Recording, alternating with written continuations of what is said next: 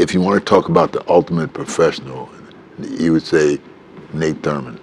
His nickname was Nate the Great, and 6'11" Nate the Great Thurmond lived up to the hype. He was one of the greatest basketball players of all time.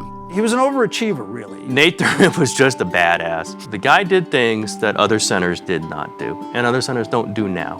One of the best defensive centers in NBA history. He was the guts of the team. He did the dirty work. There was a certain elegance about him. His ego was never in his way. He was so unlike a player of today. He was a lunch bucket guy. Nate played in an era of great centers, maybe the best era of great centers ever. You had Wilt Chamberlain, you had Bill Russell, and he was really the only guy who was able to stop either one of them, and he doesn't get nearly the run that he should as a tremendous Bay Area player. The Hall of Famer was born in Akron, Ohio in 1941 and started Akron Central High School before playing at Bowling Green and earning first-team All-American honors his senior year. In 1963, the San Francisco Warriors drafted Thurmond third overall. He joined forces with Wilt Chamberlain, who was a superstar. But it was impossible to overlook Thurmond's potential. After his first season, the 22-year-old was named to the NBA All-Rookie team. He always wondered why they drafted me, because we had Wilt. And Nate never, concerned himself about how long it was going to take for him to be Nate Thurmond the way we viewed him to be. And he just took his time, came and did what was necessary. And then when he, fit into that role, he became the great Nate Thurmond that we all knew. You look at the Warriors' history, there's Chamberlain, obviously the top 5 player of all time. And the next big man on that list with the Warriors, it's Nate by a long shot. The Warriors were in serious financial trouble in 1965 and decided to trade Chamberlain to the Philadelphia 76ers. Thurmond would immediately change positions from power forward to center, and it didn't take long for him to prove he could dominate a game without Chamberlain's help. Thurmond averaged 21 rebounds a game in 1967 and finished second in the MVP voting. The following season, he averaged 22 boards. Bill Russell and Chamberlain are the only NBA players to average more rebounds in a season. You think about the great rebounders in modern times, let's say Dennis Rodman. Well, he couldn't average 20 points and 20 rebounds, but Nate Thurmond, a guy who would go out there and get 20-20 against the likes of Wilt Chamberlain and Bill Russell. That's an unbelievable fact. I just think of Thurmond as being that pure power defense, almost like a Russell for the West Coast.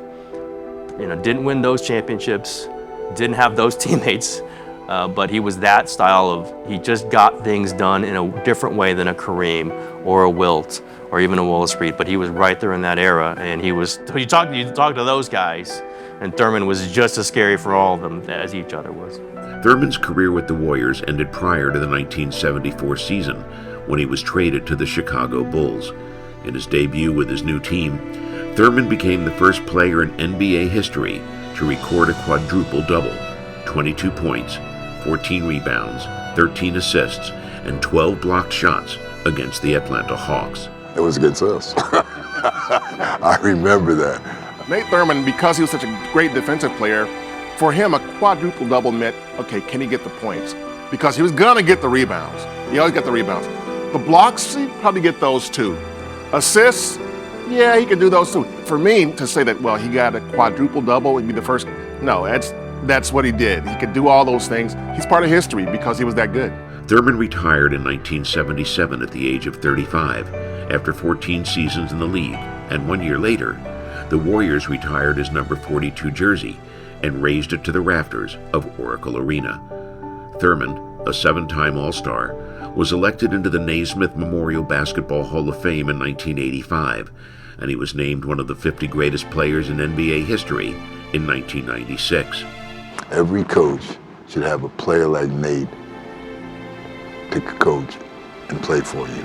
Players should look at players of his ilk and try to develop themselves and become carbon copies of what he did, because he never was overly concerned about anything except trying to win basketball games. Ask Wilt Chamberlain about him. Wilt Chamberlain hated playing Nate Thurmond. Thurmond had ownage on Chamberlain, and Chamberlain, arguably, some people think maybe the best player that ever played the game. But I'm quite sure if you asked Bill Russell and asked Wilt Chamberlain, who was the toughest guy they played against, I know that's the case with Chamberlain, and I would guess that's the case with Russell too. They would tell you Nate Thurmond. The strength of Nate Thurmond is what you hear them talk about.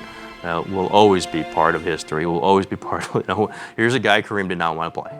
And that's a pretty good epitaph for anybody. If your contemporaries look at you from that standpoint, you know how everybody else felt about you. And I just think it's a great tribute to him. Being behind Russell and Chamberlain, overshadowed, yes.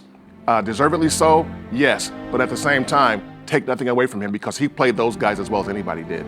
After he retired, Thurmond opened his own restaurant, Big Nate's Barbecue in San Francisco, which he sold 20 years later.